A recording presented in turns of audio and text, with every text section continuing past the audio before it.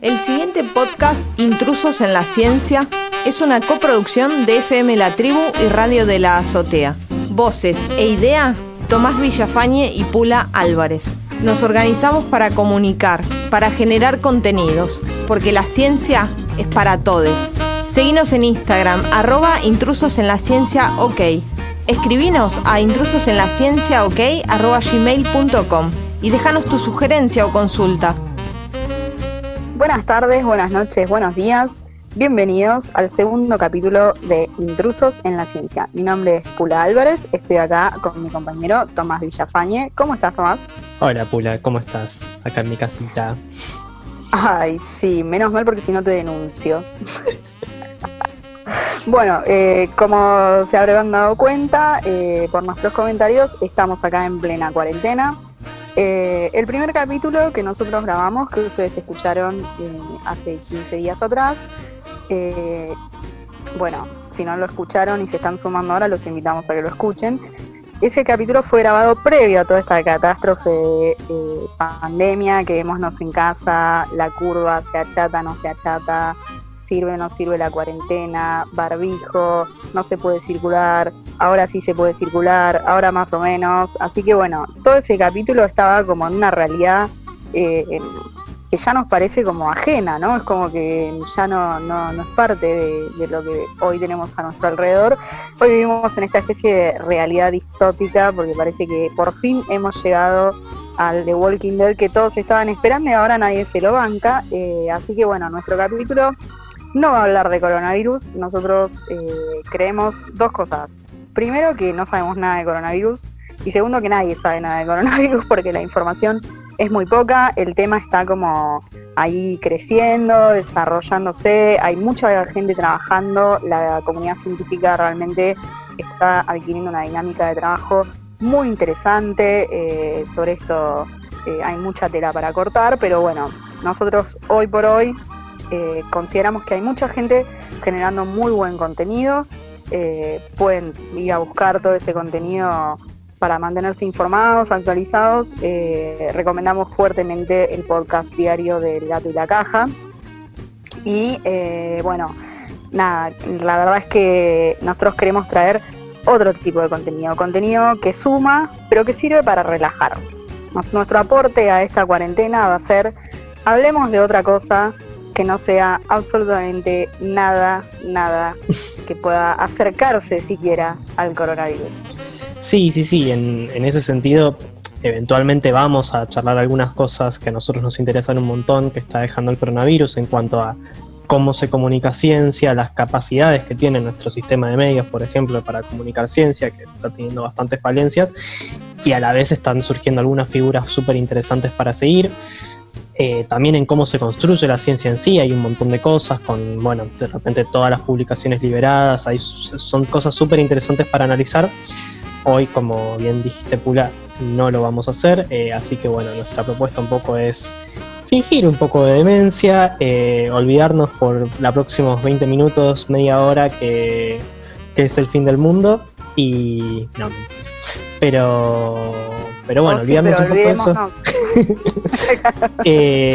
Y charlemos un poco del capítulo de hoy, que va a estar muy divertido, creemos, así que bueno, esperemos que lo escuchen. Estábamos escuchando Intrusos en la Ciencia, una coproducción de FM La Tribu y Radio de la Azotea. Voces e idea, Tomás Villafañe y Pula Álvarez. Nos organizamos para comunicar, para generar contenidos, porque la ciencia es para todos. Seguinos en Instagram, @intrusosenlacienciaok. Escribinos a intrusosenlacienciaok@gmail.com y dejanos tu sugerencia o consulta. El capítulo de hoy se llama Pornolítico. Vamos a hablar un poco de ese periodo muy extenso de nuestra historia, de nuestros antepasados, que es el Paleolítico. Y bueno, un poco una relación muy extraña y muy linda que tiene con la literatura erótica, que nos hizo entender un montón sobre esa etapa. Así que bueno, primero vamos a introducirla un poco, Pula. Bueno, voy a caracterizar un poco el Paleolítico, no el porno. Sobre el porno no tengo nada para aportar. dijo nadie nunca. Bueno, el Paleolítico Superior, que es el periodo que nosotros vamos a retomar, es el tercer y último de los periodos en los que se divide al Paleolítico, que es la etapa inicial de lo que se conoce como la Edad de Piedra. Este periodo, como decía Tomás, es el periodo más extenso de nuestra evolución como especie y abarca prácticamente un 99% de la cantidad de tiempo que llevamos evolucionando hasta hoy, ¿sí? O sea que somos un 99% paleolítico y un 1% pequeñas evoluciones, o sea que nuestra modernidad no es prácticamente nada en comparación con todo este periodo extenso que obviamente abarca un montón de discusiones por parte de los antropólogos, de los arqueólogos, ¿sí? De los historiadores de la prehistoria, porque hay algunas discusiones respecto a cómo intervinieron las diferentes especies, pero ya de esto va a hablar Tomás más adelante. Sin embargo, en lo que sí hay un acuerdo general es en que en esta etapa, ¿sí? el desarrollo mayoritario por los fósiles que se fueron encontrando corresponde al desarrollo del conocido Homo sapiens, ¿sí? O sea, esta es como la etapa de oro del desarrollo del Homo sapiens. En algunos casos se lo menciona como el hombre de Cromañón, ¿sí? Eso tiene que ver con que los primeros restos fósiles que se encontraron y que tipificaron a este grupo se encontraron en una cueva en una localidad francesa, Cro-Magnon, se pronuncia, no es con ñ, es con gn, y bueno, de ahí el nombre, como la famosa historia de Lucy, el esqueleto que estaban justo escuchando las canciones de los Beatles. Bueno, eso dio el nombre inicial, pero después se fueron encontrando restos muy similares en otros lugares, o sea que no quedaba acotado solamente a la región central de Europa, sino que se trataba de algún tipo de homínido que había vivido o se había expandido por una buena parte del mundo, y al final se terminó por elegir como el término más abarcativo, el término Homo sapiens. En este periodo hubo algunas características muy interesantes, ¿no? Esto de la famosa, nosotros la conocemos como la era de las cavernas, ¿sí? Porque este periodo coincide con la segunda mitad del último periodo glacial, con lo cual me imagino que hacía bastante frío, razón por la cual la gente estaba mucho tiempo dentro de las cuevas, y ahora que estamos en cuarentena sabemos muy bien que mucho tiempo encerrados nos lleva a cosas muy, muy raras, como por ejemplo empezar a pintar las paredes, cosa que les recomiendo que no hagan porque tuve un problema con mi mamá el otro día por haber pintado una pared. No, mentira, no estuve pintando paredes por la cuarentena, o sí. Pero bueno, hay algunas cosas de la vida de este Homo sapiens adentro de las cavernas que parecen bastante oscuras, ¿no? O sea, hay algunas evidencias de que en ese periodo no éramos solamente cazadores y recolectores, ¿sí? Porque imagínense que en el periodo anterior la gente lo relaciona con esto de voy, cazo un tigre de Bengala, recolecto frutos, calor primaveral, etcétera. Pero en el medio de un periodo glacial, las posibilidades de estar comiendo mucha comida de primera calidad, qué sé yo, me parece que son un poco pocas, ¿no? Entonces ahí había mucha gente comiendo lo que podía, ¿no? Como ahora. Sí, de hecho esto ya nos lleva a introducir un poco el segundo tema del que vamos a hablar hoy, más específico con el nombre del capítulo. Hay muchas evidencias que hablan de cierto canibalismo dentro de las cavernas, también toda una estructura bastante carroñera de los primeros, sobre todo de los primeros homínidos.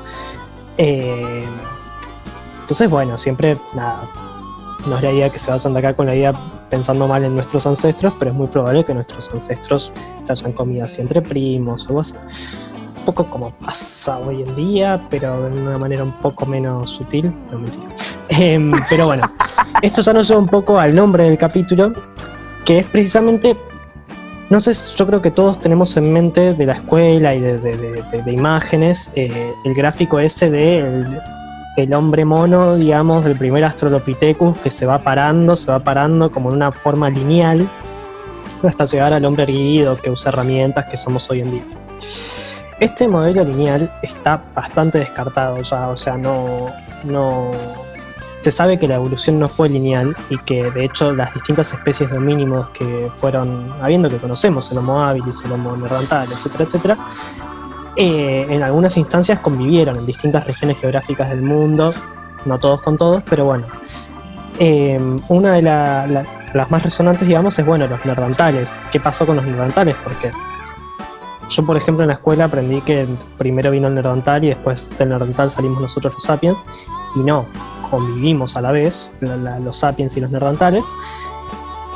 Y por mucho tiempo hubieron muchas teorías que planteaban que el Homo sapiens extinguió al Homo neandertal. El Homo neandertal no estaba por todo el mundo, como el sapiens sí lo estaba, solo estaba en lo que hoy conocemos como Europa y una parte de Asia, o sea, Eurasia, digamos. Por mucho tiempo se creyó que el Homo sapiens lo había extinguido, lo había dejado sin comida. Se sabe que el Homo sapiens tenía un poco más de capacidad de razonamiento, mejores estructuras sociales, entonces tenía más capacidad para organizarse, para cazar, para comer, y se creía que los habíamos extinguido medio así en plan genocidio, nos cargamos una especie de homínidos, un poco de culpa nos da.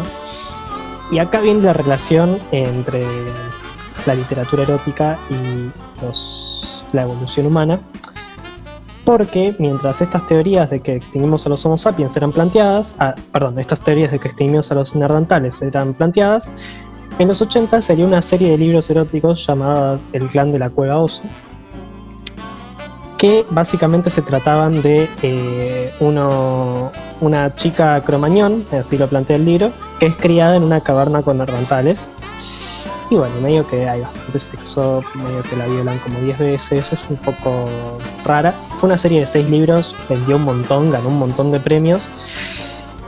Y plantea una interacción mucho más, erótica entre los neandertales y los sapiens. Y hoy los estudios modernos sugieren que bastante le pegó a la señora que escribió esos libros, una señora que ahora tiene 75 años, en su momento 40, ya era bastante grande cuando escribió los libros. Plantean un poco esta interacción. Ojo con la edad, por favor. Plantean esta interacción, y hoy en día se sabe, los estudios muestran que la gente que vive en esa región de Eurasia y que es descendiente de ahí, tiene bastante ADN neandertal en sí, o sea que no es que eran dos especies distintas y se extinguieron, hubieron interrelaciones, hubo bastante material de literatura erótica, digámoslo, que la evidencia muestra que la señora que escribió un libro erótico tenía un poco más de razón que, por ejemplo, la película de Mel Gibson en la que matan neandertales porque sí, para divertirse, otros materiales más violentos, con lo cual está bueno también repensar un poco esas historias prehistóricas, no como una cosa sacada, sino como algo un poco más humano, que es básicamente un poco todos con todos, hasta que terminó predominando un tipo de género. Hagamos el amor, no la guerra, ¿no? Claro, básicamente. Y bueno, hoy en día, digamos, hay mucha discusión porque hay un montón de modelos que intentan plantear cómo fue que los neandertales se terminaron extinguiendo, y la realidad es que no hay ningún modelo que lo pueda terminar de explicar del todo. Lo que están intentando hacer con modelos computacionales súper complejos es ir localizando área por área, porque en algunos lugares se extingue más rápido, en algunos lugares hay menos preponderancia de genes neandertales, entonces, bueno, ir viendo. Lo que sí está claro es que no hay un solo proceso, un proceso claro, que una cosa que digas, bueno, pasó esto y se murieron todos, como se creía en un principio. Claro, como que esa idea de todos evolucionamos igual e igual de rápido, medio que no estaría funcionando. Claro, y a la vez, porque incluso estos modelos que te digo es como que los medís en un lugar y decís, bueno, acá hay un 12% de ascendencia neandertal. Entonces, bueno, con este proceso podemos llegar a explicar esto. Te movés al pueblo de al lado y ya te da un resultado completamente distinto. Entonces es como que no podés medir a todos con la misma vara. Entonces son súper interesantes esos estudios. La realidad es que no, por lo menos de lo que estuvimos recolectando, no es que viene a conclusión así tajante, que en realidad lo que hay es que la conclusión es que hay muchas conclusiones y que depende del lugar, sería la respuesta más adecuada, digamos. Bueno, al final el porno explicaba mucho más que de dónde vienen los niños. Casi que nos está explicando de dónde vienen los seres humanos. Retomando esto del porno, ¿sí? Muchos de ustedes quizás conozcan estas famosas estatuillas llamadas las Venus paleolíticas, ¿sí? Que son estatuas chicas, digamos, unos 25 centímetros de alto. Se descubrieron a finales del siglo XIX en unas cuevas en los Pirineos y están generalmente talladas en hueso, piedra, terracota, madera o barro, digamos, los materiales que había disponibles. Estas estatuillas son de este periodo paleolítico también, donde parece que la creatividad y el porno afloraban. Y una de las interpretaciones que hay de cuál era su rol o por qué se hacían, tiene que ver con esa idea de el hombre mostrando cuál era su visión de la mujer. De hecho, ¿a quién no le habrán mostrado una de estas fotitos de las Venus paleolíticas en el colegio y le habrán dicho que representaba los modelos de belleza estandarizados de la época? ¿No es cierto? Sí, de hecho agrego que el mismo nombre, Venus paleolítica, como que da una idea de como una figura erótica y también una figura vista por una visión del hombre, como bueno, la Venus griega y la Venus de la paleolítico. Claro, como que se hizo una especie de comparación ahí, digamos, tratando de retomar esa idea de el artista haciendo el modelo hegemónico de la época, mostrando el erotismo desde su visión de época, la Venus de los griegos, como decía Tomás, y al encontrar estos objetos dijeron, bueno, esto tiene que ser lo mismo, pero para el paleolítico. Bueno, pero parece que no hay como un consenso real de por qué se crearon o para qué servían, porque algunas de las características que tienen generaron como un poco de ruido en la comunidad científica. Por ejemplo, el tema de los atributos exagerados, ¿no? O sea, se habla de que la prominencia del vientre tenía que ver con la intención de tipificar una mujer embarazada, con lo cual se las asoció a posibles amuletos de fertilidad. Por otro lado está esa teoría de no, esos eran los estándares de belleza de esa época, entonces esas proporciones exageradas tienen que ver con la buena alimentación, con lo que era valorado en ese momento, y por eso eran las mujeres que se destacaban, las que eran exitosas en términos sexuales, y por eso eran las que se mostraban, las que eran llevadas o plasmadas desde lo artístico en estas estatuillas, ¿sí? O sea, pasan de ser modelos sexuales a ser amuletos de fertilidad. Y sin embargo hay algunas contradicciones, ¿no? Porque hay algunas de estas Venus que tienen el torso anormalmente delgado, digamos, con figuras que no podrían representar ningún cuerpo real de una mujer, ¿sí? La mayoría presentan pechos grandes, tipo a la Coca Sarli le gusta esto, pechos colgantes, las nalgas y los muslos bien voluminosos, las piernas cortas, los pies muy chiquitos, desproporcionados, ¿sí? Como que había algunos rasgos ahí que no terminaban de describir, pero que se los asociaba, o de alguna manera la propuesta, digamos, es que estas deformaciones tenían que ver con una cuestión de la estética del cuerpo natural visto a través de los ojos de el hombre del paleolítico, ¿sí?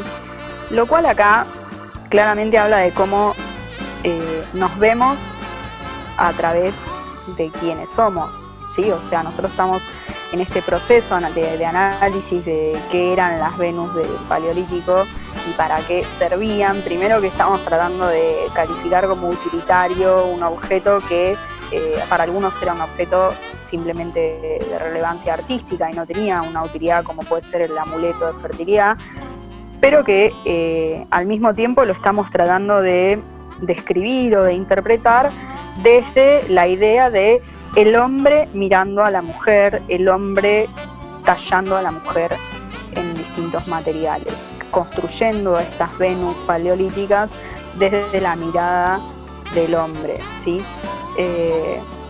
Por eso, en 1996 fue destacado, pero al mismo tiempo apedreado, el artículo que publicaron los antropólogos Leroy McDermott y Catherine Hodge McCoy, quienes aportaron un nuevo punto de vista, ¿no? Ellos planteaban que estas aparentes distorsiones, ¿sí?, de la anatomía en realidad no eran una cuestión de la distorsión de la estética o de la construcción propia del objeto, sino que tenían que ver con una representación del cuerpo que era mucho más adecuada si nosotros pensábamos que en realidad no la estaban mirando desde afuera, sino que era el cuerpo de una mujer visto por esa misma mujer, ¿sí? Para poder desarrollar ese punto de vista, estos autores hicieron varias fotografías de mujeres de la época, mujeres de la modernidad, mirando hacia abajo, ¿sí?, tomando la cámara como si fuera una mujer mirándose hacia los pies, hacia sus propios pies, estando de pie, y la perspectiva que esa foto daba encajaba perfectamente con las formas de estas Venus paleolíticas, ¿sí? De alguna manera esa perspectiva explicaba por qué los brazos quedaban tapados por las tetas, por qué, por ejemplo, el coxis no tenía una altura normal respecto a las nalgas, o incluso por qué algunas no tienen rostro directamente o fueron talladas con la cabeza inclinada hacia abajo. Este grupo de antropólogos, de alguna manera, lo que propone es que quizás lo que estábamos haciendo era mirar estas figuras desde un ángulo incorrecto. Y hacen un juego de palabras respecto a esto de el ángulo desde el cual se mira a la mujer para poder ver esta morfología que después se traduce o cristaliza en la morfología propia de las Venus paleolíticas, ¿sí? De alguna manera, lo que ellos intentan hacer es mostrar que hasta ese momento los antropólogos venían asumiendo que las mujeres de la prehistoria habían sido simplemente espectadoras o modelos, en el mejor de los casos, de forma pasiva, ¿no?, para la vida creativa, que, como dijimos hasta hace un rato,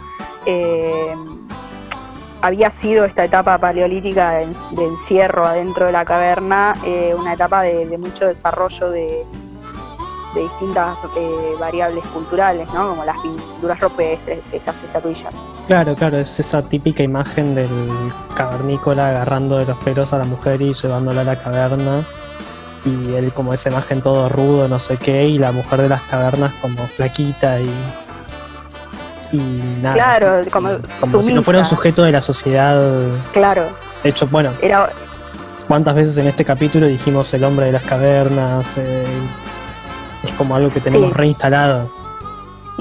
Nunca dijimos la mujer de las cavernas, pero aparentemente había la mujer de las cavernas para rescatar, y si bien este artículo fue muy criticado y tiene un montón de papers y de trabajos que vinieron después que de alguna manera parecen contradecirlo, parecen mostrar evidencia de que este punto de vista de la perspectiva no sería algo del todo válido, ¿sí?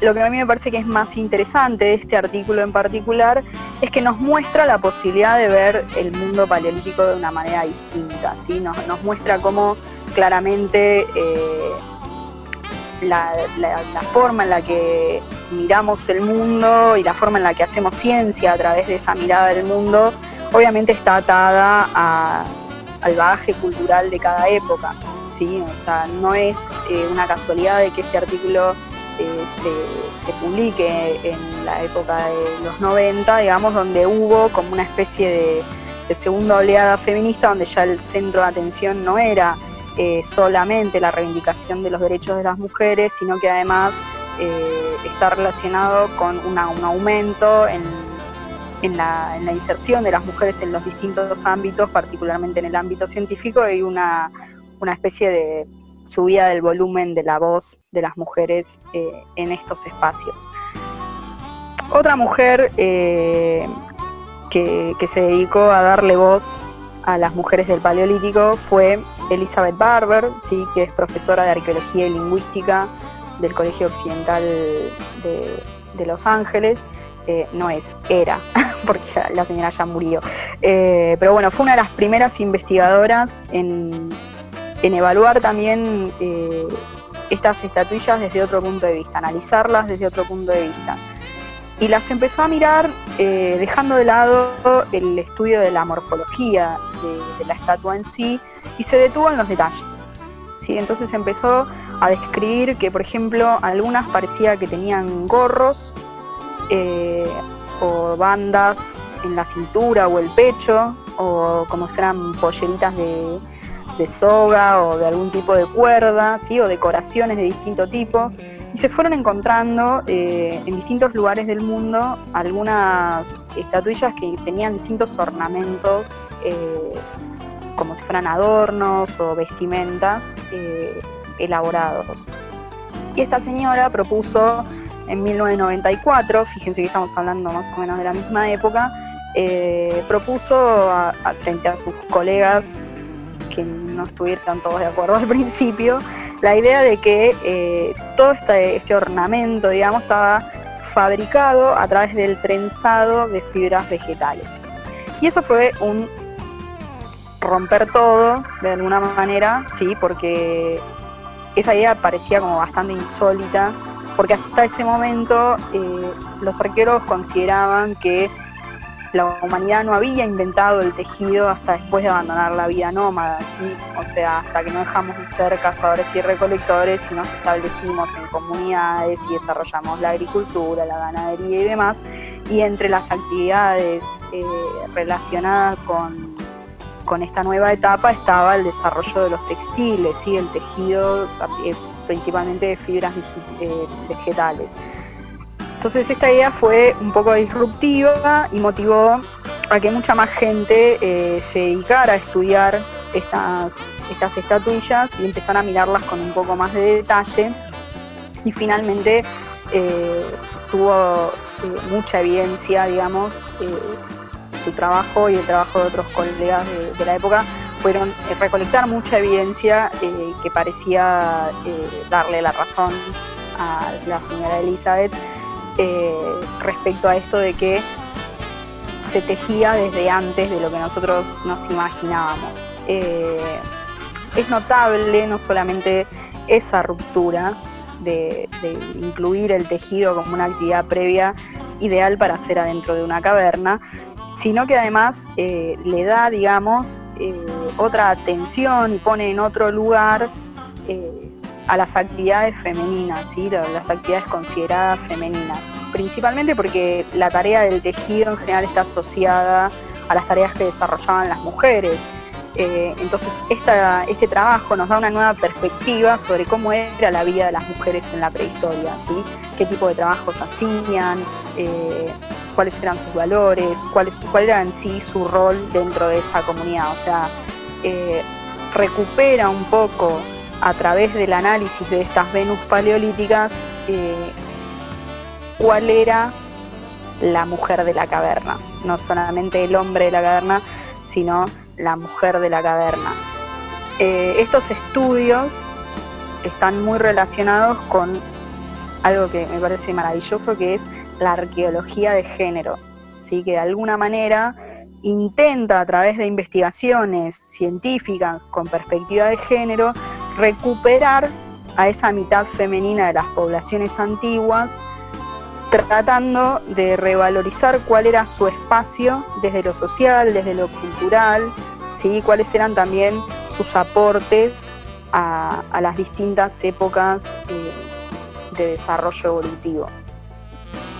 Claro, y también en esto de pensar las cosas no tan linealmente y pensarlos más con modelos mucho más ramificados, también hay que entender que las organizaciones sociales, digamos, imagínate, si hoy en día con todo el contexto de globalización, la sociedad oriental, por ejemplo, a nosotros acá en Argentina nos parece algo completamente ajeno, imagínate en el Paleolítico la caverna que tenías a 100 kilómetros, o sea, ya era otra cosa completamente distinta. Entonces también hay evidencias de algunas sociedades que eran más patriarcales, otras que eran matriarcales, otras en las que no tienen ni idea, otras en las que los investigadores no tienen ni idea de qué pasaba, otras que eran unas cosas más de cooperación, o sea, como que esos contextos también varían un montón según el lugar. Entonces es como que también hay que rescatar eso, como no puedes pensar que era todo igual en todos lados, porque no había ni comunicación entre un montón de lugares del mundo y, digamos, cada lugar se fue desarrollando a su manera distinta. Totalmente, totalmente.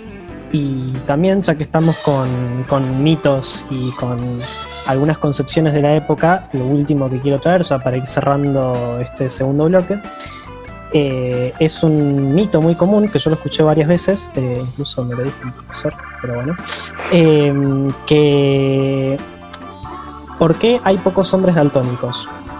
Hay pocas mujeres daltónicas.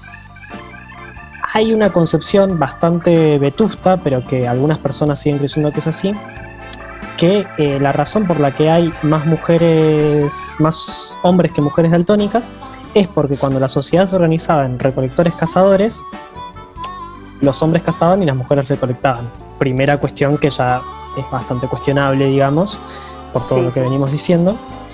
Y esa teoría, lo que dice, esa concepción, es que, claro, los hombres lo único que tenían que hacer era ir y cazar el mamut y ya resolvían. Tampoco cazaban mamuts, pero bueno, eso lo dejamos para otro momento. Y las mujeres iban a recolectar frutos. Entonces las que eran daltónicas no veían los frutos venenosos, se lo comían, se murieron, y así es como el gen daltónico en las mujeres no se propagó. Una ridiculez que, bueno, hoy en día hay gente que la sigue sosteniendo. Terrible. Pero bueno, sirve mucho para pensar cómo hay gente que mira, cómo a veces miramos la sociedad de las cavernas de una manera muy acrítica y como poniéndole modelos más asociados al mundo en los 50 que a lo que era el mundo hace 35.000 años. Totalmente. Hoy en día se sabe que la causa, un saludo a todos nuestros amigos daltónicos, que la causa del daltonismo está asociada a una cuestión de los cromosomas. No nos queremos meter mucho en detalle porque es medio complicado para mí. No, sí, la genética no. Ya algún día en un capítulo de genética y nos prepararemos mejor para eso, pero bueno, está asociado a cosas de los cromosomas X, y como las mujeres suelen tener 2 cromosomas X, tienen que venir los 2 con el gen del daltonismo, y ahí hay una mujer daltónica. En cambio, el hombre que solo tiene un cromosoma X, si le viene ese cromosoma daltónico, ya está, sale daltónico. Es por eso, no tiene nada que ver, pero bueno, es interesante para pensar un poco cómo nos imaginamos a veces la sociedad de las cavernas. Y bueno, un poco también el objetivo de este capítulo era ver un poco cómo no tiene mucho que ver cómo nos imaginamos a eso. Sí, totalmente. Aparte, bueno, como dijo la antropóloga Margaret Coney, ¿no? No podemos interpretar todo el material histórico y la evidencia histórica acumulada durante miles de años, afirmando simplemente que toda esta acumulación de materiales y de hechos, ¿sí?, está solamente relacionada con actividades masculinas. No podemos sesgar nuestra visión solamente con la mirada del hombre. Nos pueden escribir a intrusosenlaciencia@gmail.com si tienen alguna sugerencia, si quieren preguntarnos algo o pedirnos material para leer, si dijimos algo que tal vez no los convence, o que tal vez es algo que ya quedó un poco desactualizado y hay algo nuevo. Llegamos al último bloque, así que bueno, vamos a ir dando un pequeño cierre. Bueno, la idea de este capítulo es reflexionar un poco con respecto a cómo siempre los modelos están atados a la sociedad en la que vivimos. O sea, es imposible conseguir un modelo de alguna construcción científica de cualquier cosa, más si hay personas en el medio, pero ya vamos a ver más adelante que eso no necesariamente puede darse con objetos inanimados y con animales también. Pero es muy difícil sacar el modelo propio de los valores de la época. Entonces, claro, cuando se descubrieron, por ejemplo, lo de las Venus del Paleolítico que trajo Pula más al principio del capítulo, en una época en la que el arte era predominantemente masculino, la academia completamente masculinizada, hoy en día sigue estando obviamente, pero mucho menos, y no había ningún cuestionamiento del patriarcado, era mucho más fácil armar un modelo en el cual ni se tuviera en cuenta que existían las mujeres en el Paleolítico, algo que leyendo libros de época sobre el Paleolítico parece que no había mujeres, básicamente, o que eran vasijas para reproducirse y que no hicieron nada. Entonces, eso es importante para hacer una reflexión sobre cómo la ciencia siempre está anclada a los valores de una época. Por suerte, bueno, en esta época, no por suerte, por un montón de militancias, por un montón de cambios de perspectiva, la ciencia, la sociedad avanzó y la ciencia ya puede avanzar un poco más en esos sentidos. Y está bueno también darse cuenta y tener presente eso, que uno cuando está investigando algo tiene valores propios que los trae desde su propia casa, por su sociedad, por el país en el que vive, por el contexto en el que está inmerso, y que es muy difícil disociarse de esos valores para pensar y construir algo, y por lo menos el primer paso es reconocerlos y después ver cómo pueden aportar o cómo pueden restar, si lo hiciesen, a la hora de construir determinados conocimientos. Bueno, genial, genial. Como ven, seguimos reflexionando sobre la idea de modelos. ¿Sí? En el capítulo pasado hablamos un poquito de los modelos del sistema planetario, hoy hablamos de los modelos de modelos. Y bueno, realmente estamos acá haciendo todo lo posible para darles lo mejor de nosotros. Gracias por escucharnos hasta acá, gracias a la gente de la azotea que nos sigue ayudando con la edición y la producción del programa. Gracias a la gente de FM La Tribu, que no pudimos visitarlos esta vez para grabar en su hermoso estudio porque, bueno, cuarentena.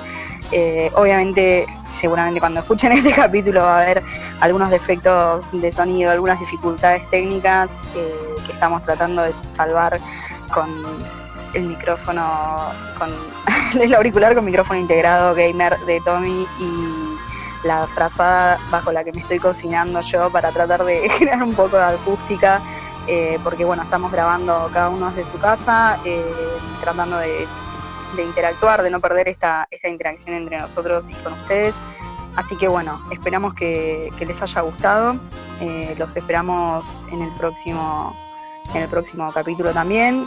Y bueno, como siempre, ya saben que nosotros somos súper abiertos a la crítica porque entendemos que a veces hablamos de cosas que no son nuestra especialidad. Así que cualquier duda, consulta, reclamo, etcétera, que quieran hacerlo, pueden escribirnos a intrusosenlaciencia@gmail.com. También pueden escribirnos a intrusosenlaciencia.ok en Instagram, y ahí vamos a ir subiendo contenido también entre capítulo y capítulo para que estén al tanto de qué venimos hablando y de qué vamos a hablar. Y bueno, los esperamos con sus comentarios, con sus valoraciones de nuestro programa, y esperamos que lo hayan disfrutado tanto como nosotros. Lávense las manos, no salgan si no es necesario, si salen usen barbijo, que en casa estamos cuidándonos entre todos, y así podemos ir a grabar a FM La Tribu, que es mucho mejor que esto que estamos haciendo acá. Así que cuídense para que podamos mejorar el programa. Nos vemos la próxima. Chau, chau.